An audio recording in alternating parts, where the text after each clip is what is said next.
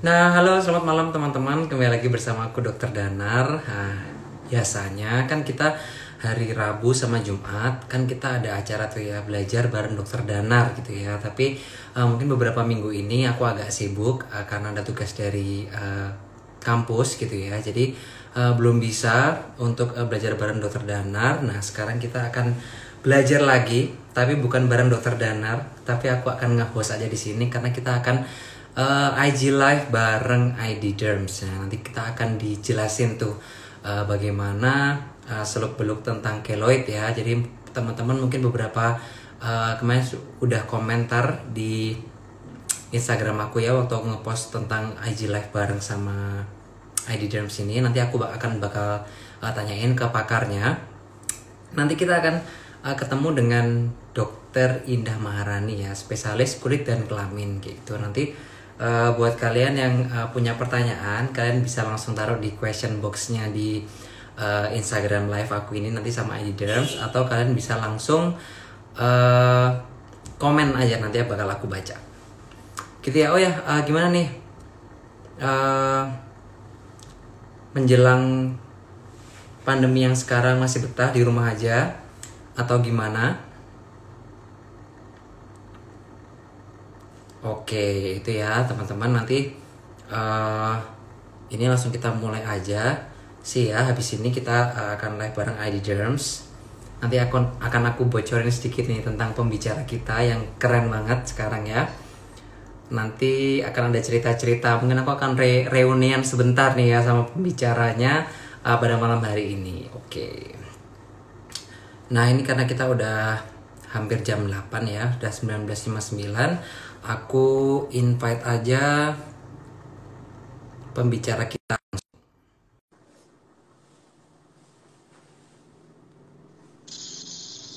Halo, selamat malam. Hai Denar, apa kabar? Halo, baik Kak Rani. Nah, teman-teman nih aku mau cerita dikit nih ya tentang pembicara kita. Kali ini adalah Dokter Indah Maharani, spesialis kulit dan kelamin kayak gitu ya. Gitu ya Kak ya.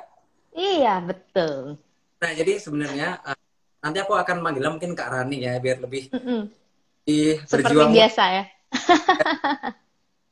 Nah, jadi Kak Rani, Dokter Rani atau Kak Rani eh, ini adalah satu alma mater sama aku. Kita di SMA Taruna Nusantara ya, Kak Rani ya. Iya, walaupun beda ya, beda jauh ya kita ya. Jadi Kak Rani ini larinya masih lebih kencang daripada aku sekarang. Jadi aku harus latihan terus nih biar larinya sekencang. Padahal Danar larinya udah kenceng banget. Enggak kok. Danar keren banget. Kak. Nah, jadi Hari ini ngapain aja Danar? hari ini aku tadi ada case report Kak. Jadi Mm-mm. sekarang malam ini kita ngobrol-ngobrol santai lucu aja ya Kak ya. Iya, oke, sip. Oh ya, sedikit tentang Dokter Rani. Kak Rani ini adalah dokter spesialis kulit dan kelamin. Dulu FK-nya di Atma Jaya ya Kak ya. Iya, betul, di Jakarta. Dan dokter spesialis di UI. Mm-mm. Dan sekarang aktif di kelompok studi dermatologi anak Indonesia ya Kak ya. Betul. Nanti kalau aku udah lulus, aku akan bergabung di kelompok studi, boleh Kak? Boleh banget, kita sangat menyambut. Apalagi ada dokter-dokter muda yang aktif, yang punya passion. Jadi biar kita bisa berkembang sama-sama. Oke, Kak Rani kan ini kan kita lagi IG live bareng ID Derms ya Kak ya. Mm-mm, mm-mm. Itu apa sih Kak? Boleh ceritain nggak sih sedikit tentang ID Derms? Oke, jadi ID Derms itu suatu platform yang dibentuk sama teman-teman sejawat dermatologis yang kita tuh sama-sama punya passion, punya niat, punya apa ya tujuan ingin memberikan informasi seluas-luasnya kepada masyarakat, terutama masyarakat yang melek teknologi ya. Jadi kita pakai platform dari uh, Instagram ini. Jadi tujuannya sih kita ingin menyebarkan informasi seluas mungkin supaya info-info itu lebih straight, lebih jelas, lebih dari sumber yang terpercaya dan kita ikut meningkatkan kualitas atau pengetahuan masyarakat tentang sehatnya kulit gitu. Ini ya Kak ya, mungkin ini juga dari keprihatinan dokter-dokter kulit. Kalau misalnya sekarang hoax di pemakaian produk-produk kulit itu udah banyak banget ya Kak ya. Mm-mm. Ini salah satu bentuk apa ya usaha kita untuk memberantas hoax di dunia kulit dan kelamin Indonesia ya Kak ya. Iya, dan Keren kita banget. juga pengen informasi itu tuh sebenarnya lebih ke ilmiah, jadi artinya ada base-nya, ada dasar ilmiahnya, jadi nggak sembarang informasi atau opini.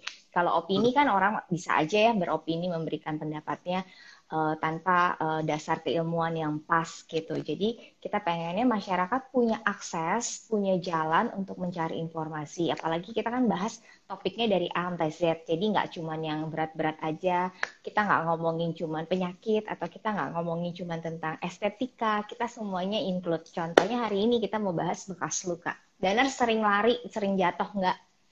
Wah, itu katanya tell story ya Kak ya. Katanya bekas luka itu menceritakan sesuatu. Tapi kalau misalnya bekas lukanya sampai menonjol gede-gede gitu nggak bagus juga ternyata ya Kak Rani ya. Iya banget, ganggu nggak sih? Kayak nggak pede nggak sih Kak kalau misalnya apalagi kalau misalnya lukanya ada di tempat yang kelihatan orang terus habis itu tiap orang yang baru ketemu pasti nanya itu kenapa tuh itu kenapa kayak lama-lama nggak Ah, benar. Jadi bekas luka tuh memang sih katanya setiap scar itu ada cerita di belakangnya. Emang iya. Cuman kalau misalnya scarnya ganggu banget, kayaknya kita capek ngeceritain ke semua orang yang ngeliat nanya.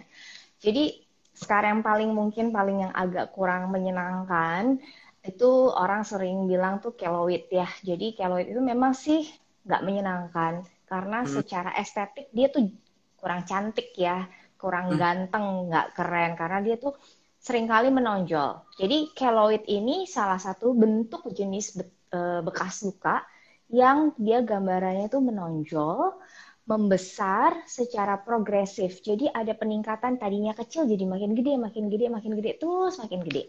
Terus seringkali warnanya juga nggak terlalu enak dipandang. Misalnya kontras pada orang kulit putih bisa pink banget atau merah atau keunguan pada orang kulit yang lebih gelap bahkan sampai hitam banget legam gitu. Jadi agak kontras sama kulit asli kita. Jadi ganggu lah secara estetika dan secara quality of life juga ganggu karena mungkin bisa mempengaruhi psikis kita jadi nggak pede, terganggu. Selain itu juga sering keloid itu disertai rasa gatel.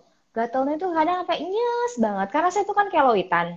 Jadi saya hmm. juga punya bakat keloid, saya tuh berbakat banget gitu. Tapi sayangnya bakatnya kok keloid gitu. Mungkin teman-teman di sini juga punya bakat yang sama kayak saya. Jadi ngerasa banget, aduh kalau keloid lagi apa namanya timbul gatelnya, aduh gatel banget. Atau bahkan bisa sampai nyelekit nyeri, nyeri banget. Nah itu ganggu banget kualitas hidup kita gitu. Nah, ini jadi malam ini kita nggak hanya ngobrol sama dokter spesialis kulit dan kelamin, tapi termasuk salah satu penderitanya nih ya kayak jadi bisa tahu banget gimana tentang keloid itu ya.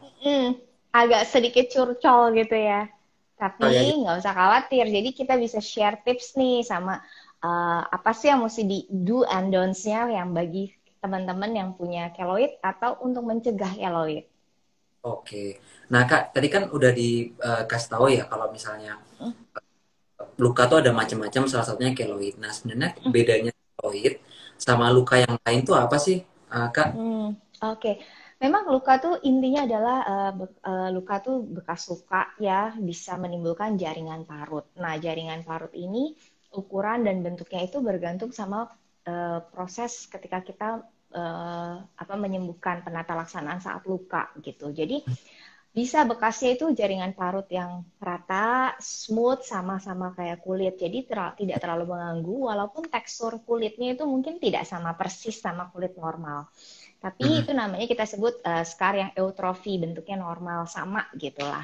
Atau ada juga scar yang hipotrofi. Jadi pembentukan jaringan parutnya lebih celong, lebih rendah dari permukaan kulit di sekitarnya. Nah itu hipo artinya lebih rendah.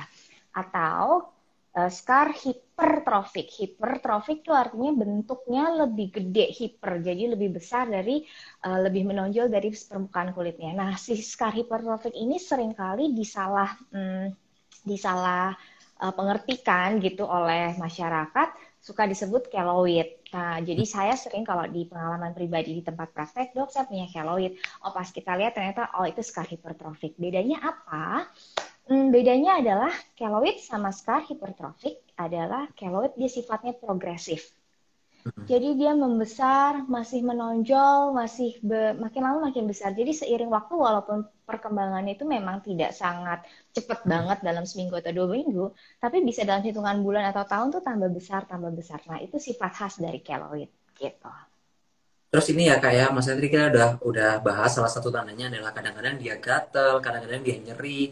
Dan kalau misalnya kita gemes ya pengen garuk ya kak ya, dan tambah besar juga ya. Jangan.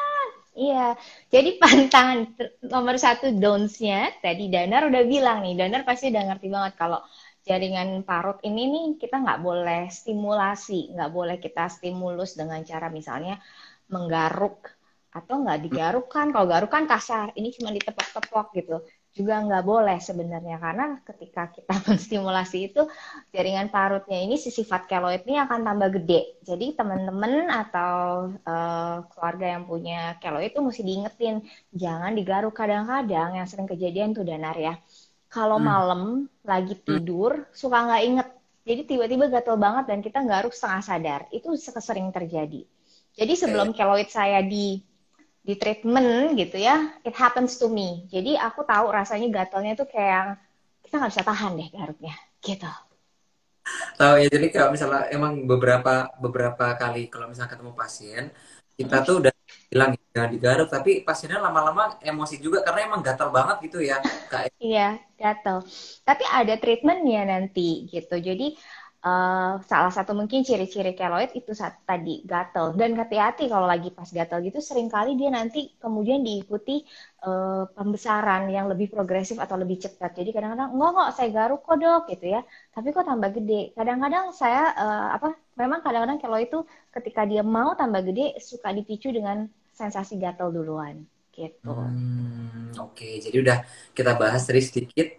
Pertama, yang punya keloid jangan digaruk, jangan ditepok-tepok, jangan diapa-apain pokoknya ya kak ya. Termasuk dielus-elus ya, Danar ya. Nggak garuk tapi elus-elus doang gitu. Termasuk tuh tetap.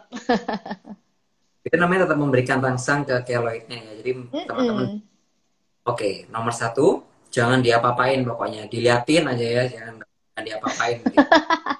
Iya, iya, iya. Diobatin, jangan dilatin aja. Terus berobatnya juga ke ahlinya ya kak ya, jangan ke Mm. uh, yang Iya, bener banget, Danar.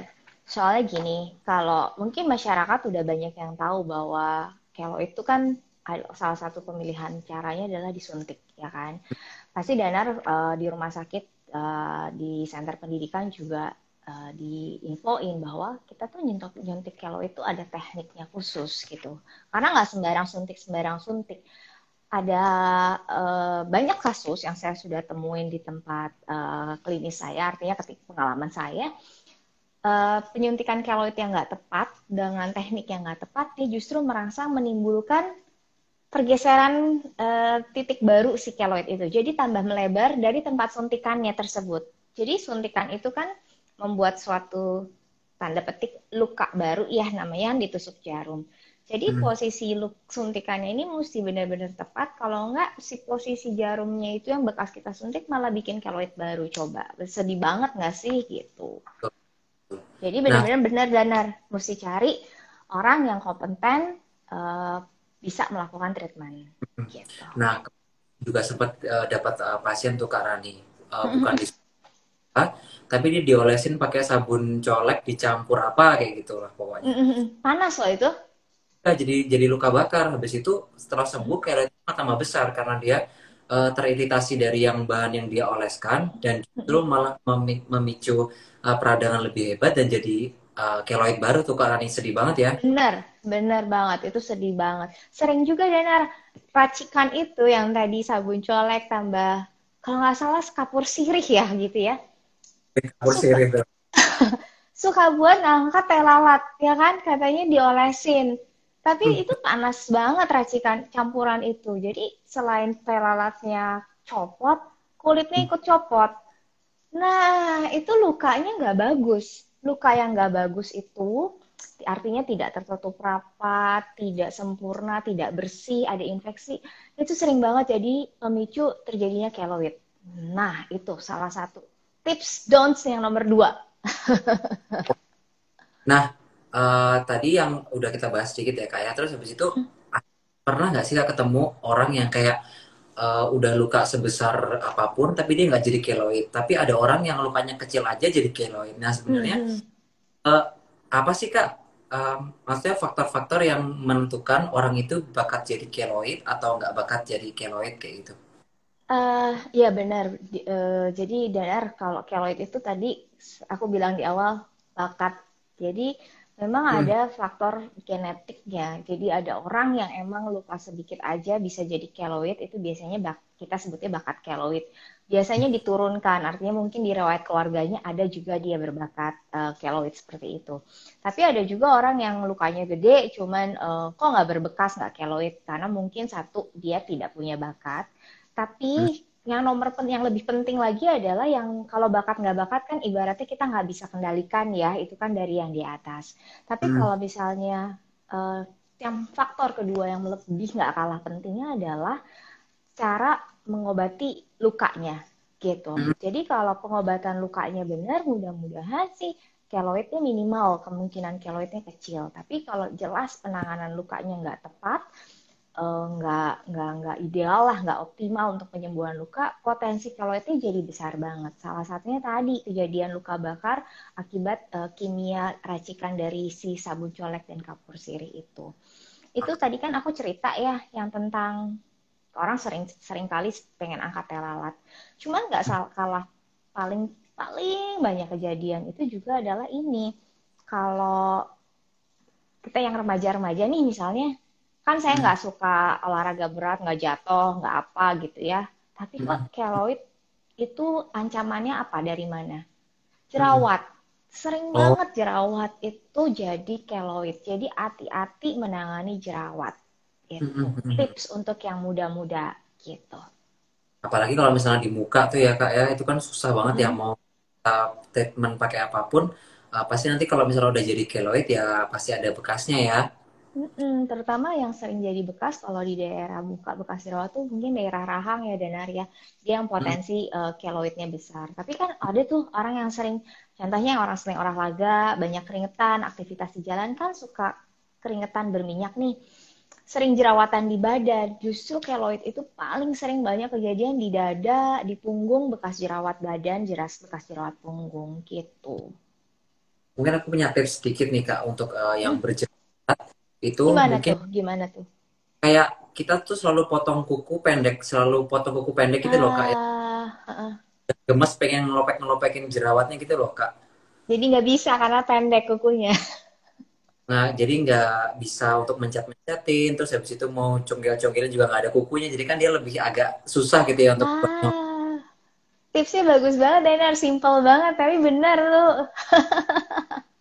terus habis itu ini ada pertanyaan nih Kak dari Mm-mm, mm-mm, nah, Dok, aku ada keloid di sekitar kaki nih. Nah, mau mm-mm. nggak itu pasti kena celana dan ngegesek-gesek ya. Apakah gesekan dengan celana itu merupakan stimulus juga yang dapat memperparah keloid dan tipsnya apa nih Dok kalau misalnya keloidnya ada di daerah paha? Oke. Memang agak rentan ya daerah paha ini, beberapa kali pasien juga mengalami itu karena mungkin satu celananya agak ketat, kedua mungkin lembab. Jadi memang paha itu karena friksi gesekan sama celana. Semua gesekan bisa menjadi stimulus untuk si keloid. Jadi memang kalau misalnya perempuan kita usahakan pakai rok aja kali ya biar nggak gesek di paha.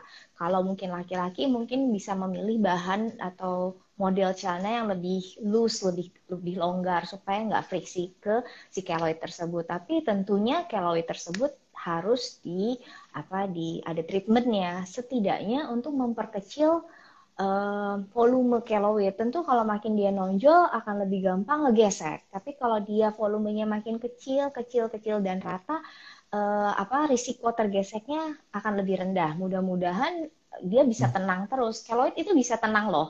Artinya Hmm. dia nggak gede lagi, sembuh gitu.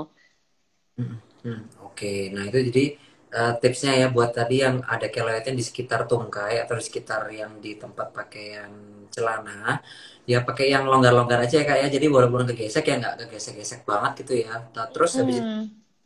Di rumah nggak usah pakai inilah ya, pakainya celana-celana yang longgar aja gitu ya kak ya. Yes, betul banget. Nah, terus habis itu eh berikutnya kita bahas lagi nih ya kak ya. Kapan sih bisa kita sebut keloid, Mm-mm. atau di awal kita udah bisa tahu nih kalau misalnya suatu luka itu nanti akan jadi keloid kayak gitu. Mhm. Jadi kadang nggak semua luka pada semua orang akan menimbulkan keloid. Yang kedua juga Mm-mm. nggak semua orang yang berbakat keloid lukanya pasti jadi keloid. Itu enggak. Jadi kita nggak bisa menentukan ini pasti keloid ini enggak dari awal. Tapi kita bisa lihat perkembangannya seiring waktu. Jadi pada orang yang punya bakat keloid tentu kita harus lebih hati-hati setiap ada luka baru pada orang tersebut. Kalau bisa misalnya nih, kalau orang yang punya bakat keloid kan biasanya udah tahu nih saya bakat keloid gitu ya. Kalau misalnya mau ada operasi, misalnya ya harus dijahit atau jatuh, atau misalnya operasi patah tulang, atau misalnya ibu-ibu yang operasi sesar, informasikan ke dokternya dulu. Mm-mm. Supaya dokternya prepare atau menyiapkan beberapa macam obat yang bisa mencegah keloid itu bisa artinya ada usaha untuk meminimalkan risiko keloid itu bisa. Tapi kalau misalnya perjalanan artinya setiap luka ya supaya kita nggak keloid, kita harus membuat dia optimal dalam penyembuhan yang baik. Artinya apa? Misalnya luka harus ditutup. Artinya tertutup tuh bukan harus ditensoplas gitu enggak. Cuman kalau luka robek yang menganga harus dirapatkan supaya nanti kulitnya tuh menempelnya tuh rapi, rapet. Jadi volume jaringan ikat di antara luka itu menjadi lebih kecil. Kalau volume jaringan ikatnya kecil, potensi koloidnya juga lebih kecil. Gitu. Oke, jadi ya teman-teman kalau misalnya emang udah punya bakat ya, selain nyanyi punya bakat keloid itu kalau ada tindakan-tindakan medis gitu ya yang dijahit atau apa, jangan lupa kasih tahu ke dokternya atau tenaga medisnya bahwa kita ini punya bakat terpendam gitu ya kayak bakat keloid. Mm-mm. Apa minimal sehingga keloidnya juga minimal ya kak ya. Yes, bener banget, Danar. Penanganan dari lukanya bagus ya bisa sangat bisa bisa jadi nggak muncul si keloid itu ya Kak Rani ya. Mm-mm, betul. Hmm. Nah, terus habis itu ini nih kita langsung ke pertanyaan dari teman-teman aja nih. Dok, saya pernah kecelakaan, terdapat luka yang melepuh di paha, terus sekarang jadi keloid. Mm-mm. Nah, menghilangkan keloid itu bagaimana ya dok ya? Oke, mungkin kita akan bahas dan masuk aja kali ya ke keloid kenapa apa cara menghilangkan keloid secara umum, Hmm. including di paha. Jadi nomor satu adalah memang lokasi menentukan. Misalnya antara treatment di cuping telinga itu agak beda sama yang di paha. Tapi secara umum kita ngomongin kayak di paha gitu ya. Hmm. Eh, Kalau dia gede banget, nomor satu kita bisa pikirkan atau kita pertimbangkan diskusi sama dokternya apakah Hmm. perlu dioperasi ulang. Hmm. Kenapa dioperasi ulang? Artinya adalah si keloid yang gede banget itu yang mungkin volumenya besar dikecilkan, jadi dibuang lalu dijahit yang baru. Hmm. Namun, namun ya namanya kita punya bakat keloid di daerah tempat bekas keloid lagi kedua poin dua ini Hmm. akan bisa dipastikan atau bukan dipastikan risikonya sangat besar sekali menjadi keloid lagi. Jadi kita buang keloid ditutup lagi risikonya pasti ada keloid lagi. Cuman dia jauh lebih kecil volumenya. Nah, Hmm. keloid yang lebih kecil ini volumenya lebih mudah diobati daripada keloid yang volumenya lebih besar. Gitu.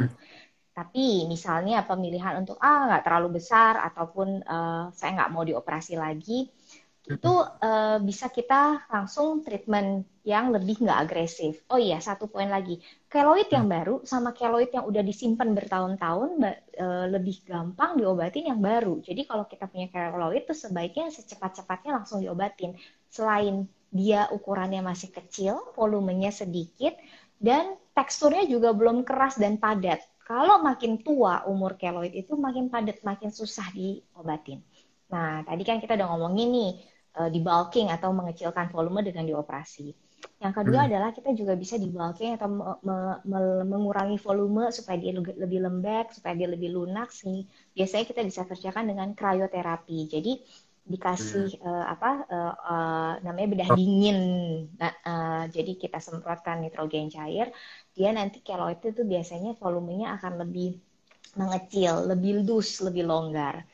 Hmm. Nah, biasanya kita kalau di dokter kita bisa lakukan yang paling orang mungkin udah pada tahu, yaitu disuntik keloidnya. Jadi kita punya obat untuk mengurangi inflamasi kulit dan inflamasi di dalam keloidnya juga dan mengurangi si volume keloidnya. Jadi disuntik. Namun pengobatan ini nggak bisa one time, artinya nggak bisa cuma sekali, tapi mesti diulang secara berkala tergantung ukuran dosis obat. Jadi itu harus spesifik person to person sama diskusi ke dokternya gitu. Oke, nah Cara jadi lain, hmm? tadi ini ya kak ya, Jadi yes, jangan tunggu sampai gatel banget dulu, sampai jadi apa namanya membesar dulu baru ke dokter ya. Karena kan kalau misalnya mau nyuntik, itu kalau misalnya udah lama tuh kalau keras juga suka nggak bisa ngejepret. masuk. Oh, bener, bener banget, bener, bener. Ini nyiprat lagi ke kita, ya kan? Betul, betul. Nah, itu teman kalau misalnya udah punya keloid, jangan dijadikan harta karun kayak gitu ya, karena itu tidak nilainya tidak akan bertambah gitu ya. Jadi langsung aja Bener. lakukan tindakan yang tepat. Oke, Kak Rani lanjut Kak untuk penanganannya. Oke, tadi kita ada modalitas di operasi ulang, kemudian kita bisa suntik, kita bisa bedah beku, kita bisa juga lakukan dengan laser. Jadi ada beberapa pilihan laser yang bagus untuk vaskular. Artinya vaskular itu apa sih? Yang bekerja untuk pembuluh darah yang warnanya merah. Jadi Hmm. karena keloid itu biasanya warnanya kontras banget, jadi itu kan agak mencolok mata. Kita bisa kerjakan bantu untuk mengurangi warna merahnya ini, merah keunguannya ini dengan laser yang bekerja untuk vaskular. Jadi misal laser seperti itu bisa dikerjakan. Jadi membantu untuk mengurangi merahnya. Kadang-kadang keloidnya pun udah tenang, sudah kempes, warnanya yang masih dominan. Nah, kita pengennya kan samar nih supaya warnanya sama sama kulit. Pada akhirnya keloid bisa banget flat rata sama kulit dan dia pasif, tidak lagi progresif. Itu bisa. Jadi kalau teman-teman yang punya keloid, ayo kita treatment. Ke dokter Danar juga bisa. Soalnya keloid itu kan masih kalau kecil tuh gampang banget. Artinya bukan gampang banget, sangat mudah untuk kita treatment dan selesai. Nggak perlu Hmm. sampai tunggu lama. Kadang makin makin tua keloid, makin besar volume keloid itu kita membutuhkan treatment yang terus-menerus yang istilahnya nggak bisa cuma satu dua kali, tapi mungkin bisa sampai 3-4 bulan dan seterusnya. Jadi bisa, cuman sabar gitu. Oke Kak, nah ini ada pengalaman nggak sih Kak kalau misalnya habis di laser Hmm? itu jadi lebih empuk gitu Kak? Ya nggak sih? Benar. Betul, betul, betul banget benar. Jadi karena habis di laser itu biasanya jadi lebih volumenya kan jadi lebih empuk. Nah, Hmm. kombinasi biasanya kita langsung dengan suntik. Kenapa? Volume. Nah, betul banget gitu Danar. Jadi volume obat bisa gampang masuknya ke dalam si keloid tersebut gitu. Jadi ada 1000 cara untuk menghilangkan keloid ini ya Kak ya, asal ditangani oleh Mm-mm. dokter ya Iya, Kak ya. kadang-kadang mungkin kita nggak dapat informasinya yang tepat karena baca di misalnya di internet kan nggak semuanya tuh dari perpustakaan yang istilahnya bener lah, kadang-kadang hanya opini semata. Jadi kalau Hmm. kita ngobrol gini, apalagi Danar kan banyak banget nih suka kasih kelas edukasi. Jadi makin bikin masyarakat tuh lebih melek, lebih tahu nyari informasi yang benar arahnya kemana gitu. Oke. Nah Kak ini ada pertanyaan nih. Kalau ini pertanyaan dari teman aku Mm-mm. pribadi lewat WA. Kalau misalnya dia itu mau ada operasi sesar Kak, Mm-mm. dia itu pernah beberapa kali luka Mm-mm. dan jadi keloid, tapi beberapa kali juga nggak jadi keloid ya gitu. Aku bilang kan, oh mungkin ada bakatnya tuh. Nah, ada nggak Mm-mm. sih Kak tindakan pencegahan yang dapat dipakai untuk teman-teman yang mau operasi sesar biar nggak jadi keloid kayak gitu? Oke, jadi biasanya selain tadi treatment yang kita udah bahas, tadi Hmm. yang penting banget itu ada luka, dipersiapkan lukanya, apalagi kan luka sesar itu kan luka yang disiapkan. Jadi Hmm. kita penyembuhannya harus benar-benar baik, harus tertutup rapat. Artinya bukan cuma di tesoplasnya aja, kita ngomongin luka sama luka tuh tertutup, jadi nggak nganga. Kedua, kita harus ada efek pressure effect. Jadi eh, keloid itu kalau kita misalnya luka di sini, efek pressure terhadap tekanan sini akan mengurangi risiko keloidnya. Jadi kita mungkin akan bebat ya. Jadi kalau ibu-ibu habis melahirkan nih, misalnya sesar, kan disuruh pakai gurita, pakai. Karena dia Oke. akan mengurangi gesekan. Jadi mengurangi, saya kan juga di sesar, saya kan punya bakat keloid. Jadi dengan lebih tahu, jadi pakai si stagen ya, stagen atau gurita tuh membantu menahan posisi perut tidak bergeser. Jadi itu penting saat penyembuhan lukanya. Hmm. Jangan lupa tadi kasih tahu ke dokter kandungannya bahwa punya bakat Hmm. keloid. Biasanya dokter kandungan akan nanti menyiapkan obat suntik di lukanya gitu. Jadi disiapkanlah supaya tidak berpotensi menjadi keloid. Kedua, Hmm. kesekian lah lupa berurutan berapa. Kita juga Hmm. bisa gunakan salep-salep yang membantu untuk apa namanya perbaikan luka ya. Itu bisa pada fase yang akut artinya baru kejadian, hal-hal tersebut masih sangat memungkinkan dan efeknya cukup baik. Tapi kalau untuk keloid yang besar dan sudah lama, memang kayak krim-krim anti bekas luka itu kurang bermanfaat. Bisa Hmm. juga kalau masih keloid yang baru ya pakai ini apa silikon tape ya, silikon kayak ada bahan seperti plester yang Hmm. memang dibuat untuk bekerja pada keloid. Tapi kalau kembali lagi keloid yang tua dan keras itu hampir nggak bisa dibilang efektif gitu. Jadi kalau luka-luka yang masih baru bagus gitu. Jadi kembali lagi ke temennya dokter Tenar nih dan suruh bukan suruh pakailah nanti kalau habis lahiran pakai stagen atau si gurita. Jadi dia menahan efek pressure juga nggak bergerak karena keloid itu juga makin tinggi kejadian risikonya adalah pada area yang bergerak. Contoh di daerah dada karena kita nafas, kita bergerak, itu daerah dada juga berpengaruh gampang banget keloid. Jadi kalau perut kita meregang atau kegiatan fisik yang berat ya bisa juga jadi keloid. Jadi hindarin sementara saat proses penyembuhan lukanya dalam 3 bulan sampai 6 bulan ke depan gitu. Hmm. Nah, ini ada pertanyaan lagi nih, Kak. Dokter, aku habis operasi buang daging tumbuh di lengan belakang. Yang tadinya kecil, sekarang malah pasca operasinya tumbuh menjadi keloid dan diameternya lebih besar. Kadang sekitarannya terasa sering gatal. Itu bahaya nggak ya, dok? Kalau di daerah punggung memang gatel, itu ganggu banget. Garuknya juga mungkin susah. Tapi karena memang mungkin kita stretching ya, gerakan kan kita menunduk atau apa itu daerah itu potensi untuk jadi keloid itu tinggi. Hmm. Kalau gatel banget sih sebaiknya satu datanglah ke dokter spesialis kulit dan kelamin atau dokter dermatologisnya karena perlu ditanganin. Kalau Hmm. didiemin pasti dia tambah gede, Hmm. pasti dia tambah besar Hmm. dan makin progresif dan makin ganggu, makin gatel. Kalau gatel gini artinya kan dia lagi aktif nih. Hayo cepat diobatin. Jadi nanti mungkin pilihannya adalah satu dokternya akan lihat diameter dan ukurannya apakah perlu dibedah ulang. Kalau memang nggak perlu sih, biasanya bisa langsung disuntik atau nanti juga dikasih salep yang membantu Hmm. mengurangi rasa gatal. Bisa kok dibantu mengurangi rasa gatal, tapi itu kan hanya sifatnya mengkamuflas rasa gatalnya aja. Tapi sebenarnya obatnya yang harus dikerjakan adalah diobati si keloidnya gitu. Oke, terus mungkin kalau misalnya dia di daerah-daerah lengan, kalau misalnya ditambah besar, dia mungkin mengganggu pergerakan juga kali ya, Kak ya. Jadi Betul. komis ya nanti ya. Jadi mungkin sebaiknya cepat lebih baik ya. Yes, betul banget. Oke, nah ini ada pertanyaan yang menarik nih Kak. Nah, uh, kita kan kalau misalnya ngerjain estetik, dokter Rani pasti juga ngerjain estetik. Ada yang namanya tindakannya microneedling dengan PRP nih dok. Ya, itu beresiko untuk muncul keloid juga dok. Kalau misalnya kita melakukan treatment itu. Biasanya indikasi mengerjakan microneedling ini ditanya salah satu yang paling mesti di-concern adalah punya bakat keloid atau tidak. Mm-mm. Tapi bakat keloid atau tidak pun sebenarnya bukan menjadi halangan 100%. Artinya tergantung pemilihan daerah yang di mana.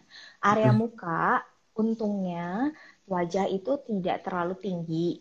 Berdasarkan penelitian, risiko area wajah itu sebenarnya tidak terlalu tinggi. Tapi bukan berarti nggak bisa ya.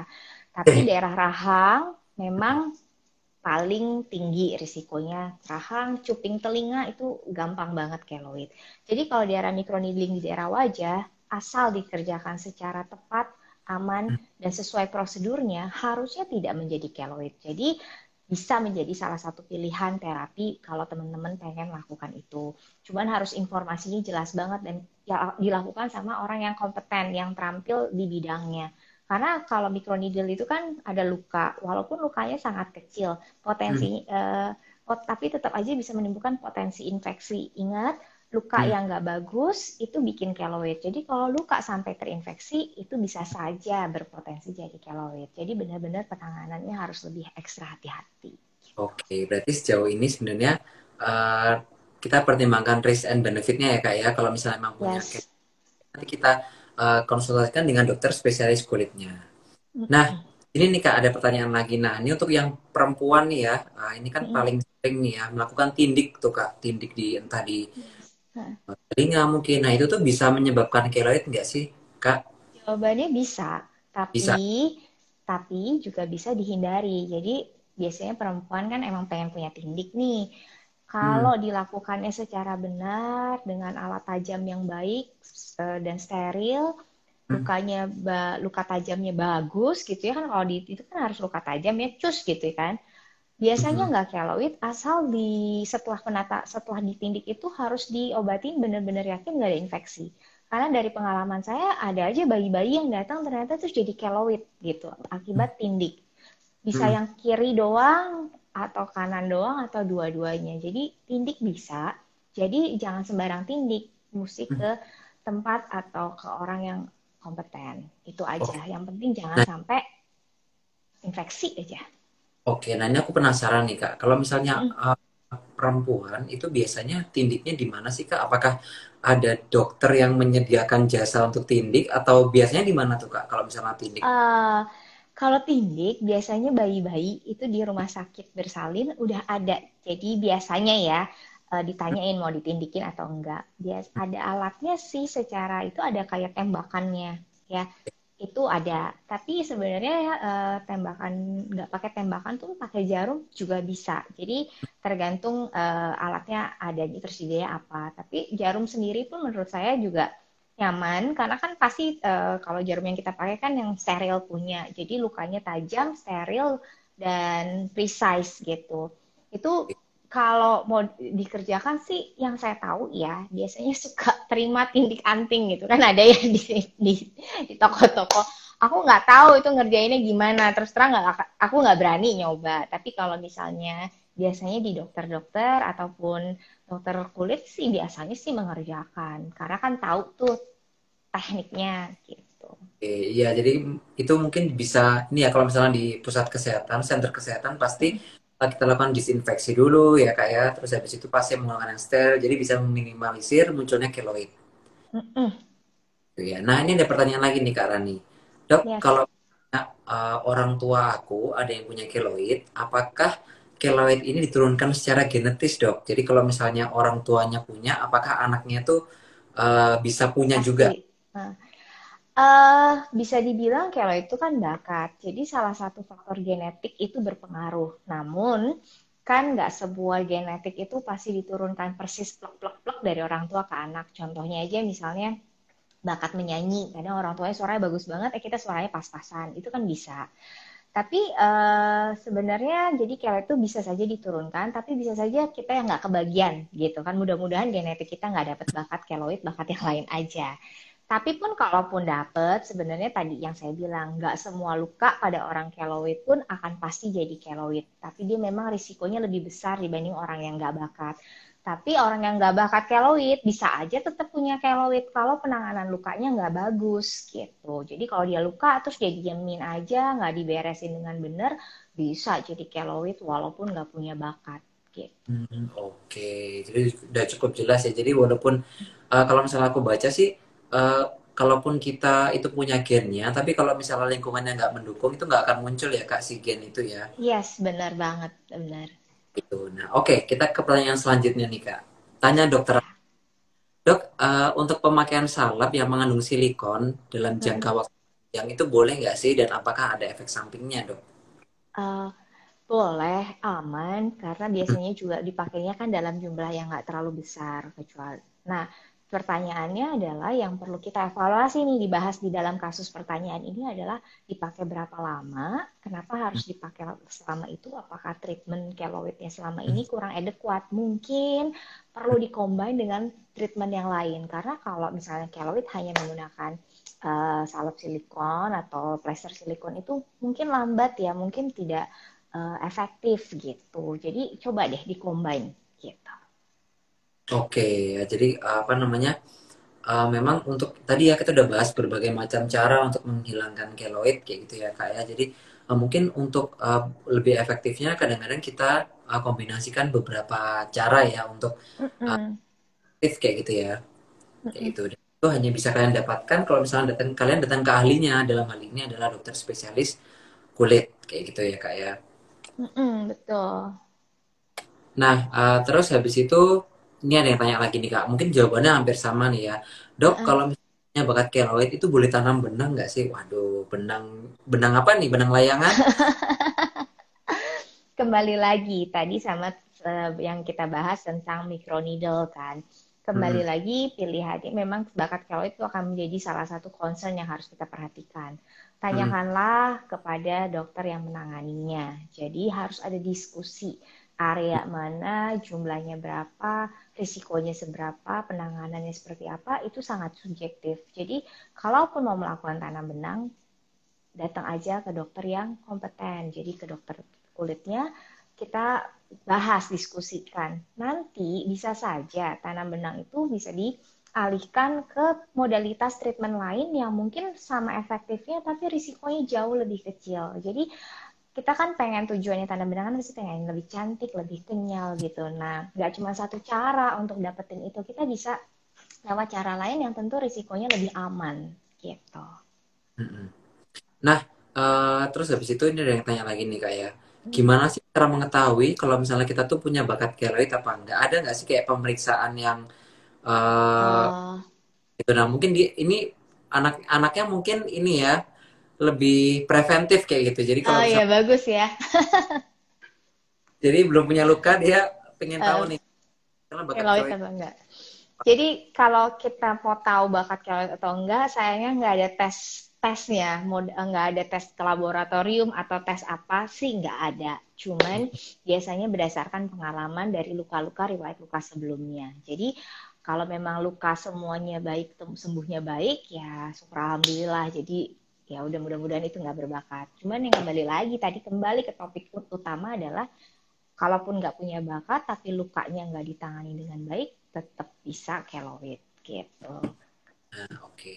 Nah, kalau misalnya Kak Rani sendiri nih kita kembali ke mungkin teman-teman di sini karena masih banyak yang remaja-remaja ya.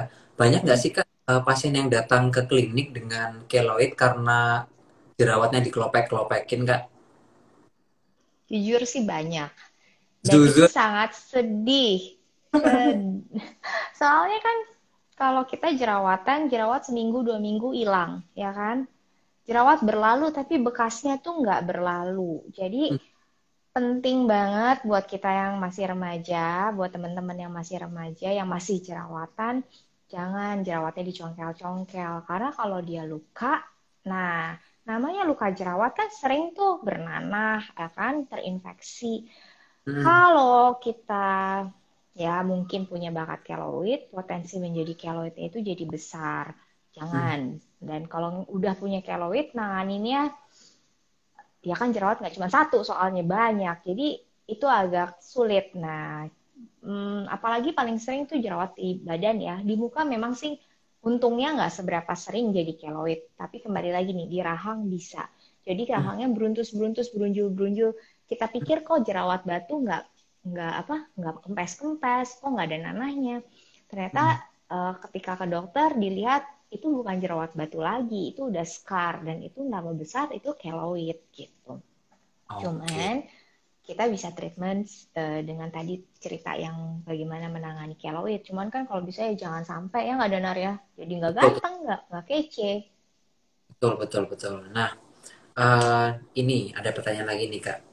Mm-mm. 2 minggu lalu saya itu dijahit dan jadi keloid. Bekasnya kadang-kadang sering gatal dan nyut-nyutan. Sakit itu Mm-mm. ya, ya memang Iya, mungkin iya, ciri dari keloid itu sendiri ya, Kak ya. Mm-mm. Biasanya sakit nyut-nyutan itu keloid emang kayak gitu. Hmm. Tapi kalau biasanya keloid mulai nyut-nyutan dan mulai gatel tuh kalau dia kayaknya mau membesar gitu loh. Jadi kalau Mm-mm. udah gitu, ayolah cepat-cepat ke dokter. Saya itu kan punya keloid dulu ya gede banget dan itu sangat waktu itu dulu dulu sih ganggu kepercayaan diri saya ya. Karena keloidnya ada di lengan di sini, Mm-mm. panjang banget. Karena waktu masih kecil tahu rasanya gatelnya itu kalau tidur gitu. Jadi makin lama merambat tambah panjang, tambah panjang, tambah panjang dan itu kan kita nggak ngerti gitu. Karena kita nggak tahu ya kita kerjain aja karena kan gatel banget. Jadi PR-nya adalah jangan digaruk, jangan dirangsang, jangan dipegang, jangan dicowel-cowel. Nah, obatnya itu langsung diterapi. Diterapi untuk saat ini saya bisa bilang keloid saya tuh eh kayaknya nggak kelihatan deh gitu. Jadi dia Udah. yang tadinya segede jempol panjang gitu ya di sini, sekarang warnanya sudah sewarna kulit, rata sewarata sama kulit. Tapi memang kan tekstur kulitnya nggak bisa sama ya, dia agak mengkilap gitu. Mm-mm. Tapi udah nggak pernah gatel lagi, udah nggak pernah nyeri lagi. Kalau di Mm-mm. treatment sampai tenang gitu. Kadang-kadang belum tenang udah capek gitu ya namanya keloid kan soalnya lama ngobatinnya terus dia gede lagi jadi mulai lagi dari awal padahal kalau kita tekunin terus keloid Mm-mm. bisa loh flat bisa tenang nggak gatel lagi gitu. Oke. Nah, terus Kak, kalau misalnya kita ketemu pasien yang dalam kondisi keloidnya lagi nyut-nyutan atau gatal itu, sebenarnya aman nggak sih untuk disuntik itu, Kak? Aman dan itu Aman. terapinya dan itu jalan keluar paling cepatnya karena setelah disuntik rasa nyerinya mungkin sesaat ketika habis disuntik namanya habis disusuk ya nyut gitu ya cuman uh, itu akan terkompensasi dengan abis itu hilang, gatelnya juga hilang. Jadi biasanya kalau abis disuntik tuh habis suntik malam itu kita tidur bisa lebih enak gitu. Karena nggak gatel. Penasaran deh, Kak, itu gatalnya sampai Yes. tidur gitu nggak sih? Sampai bikin kita susah tidur gitu ya? Sampai gemes banget. Aku sih mengenang masa pengalaman aku dulu punya keloid, itu tuh gatel banget sampai kayak yang pengen gitu. Lebih Oke. gemes gitu, gemes banget. Dan emang bener-bener nggak tahan. Tapi kalau kita obatin, Hmm. Eh, aku sudah berpuluh-puluh, nggak berpuluh-puluh, ya bertahun-tahun lah tidak pernah mengalami keluhan itu lagi. Gitu. Oh, pantesan nih ya, Kak. Waktu aku dapat pasien, aku edukasi, jangan digaruk, jangan Heeh. marah balik ke dokternya. Kayak itu gitu ya, sampai kelihatan gitu ya. Kayak emosional banget. Dokter nggak tahu rasa gatelnya gitu pasti gitu. Sampai marah balik ke dokternya loh. Dokter sih nggak tahu, nggak punya keloid katanya. Dia sampai marah balik. Ada bingung juga ya, ada ya ini pasien mau datang berobat malah marah-marah ke dokter. Kira dia plus gitu ya. Kira dia hopeless. Makanya sampai dia marah balik ya gitu. Sekarang aku tahu nih. Nah, ini Kak, ada yang tanya, kalau misalnya terapi untuk suntiknya itu kira-kira berapa kali sih atau berapa lama? Oke, biasanya tergantung yang tadi ukurannya, terus keras atau lunaknya, sama keloid baru atau keloid lama. Kalau keloid baru nih misalnya nih ya, misalnya ibu habis sesar kan, paling seringnya kan keluka tuh sesar. Ada keloid sedikit gitu ya. Biasanya nggak semua garis sesarnya ada keloid, biasanya setitik, dua titik atau beberapa titik aja. Kalau menurut pengalaman saya sih, kita tinggal suntik mungkin berapa ya, dua tiga kali pada sebagian kasus sih sudah oke. Bisa jeda tergantung obatnya nanti yang dipilih apa sama dokternya. Bisa per jeda 1 minggu atau 2 mingguan. Biasanya kalau yang luka baru misalnya luka terus range sebulanan lah ya kita habis itu ada keloid gitu ya. Biasanya 1 2 kali suntik beres.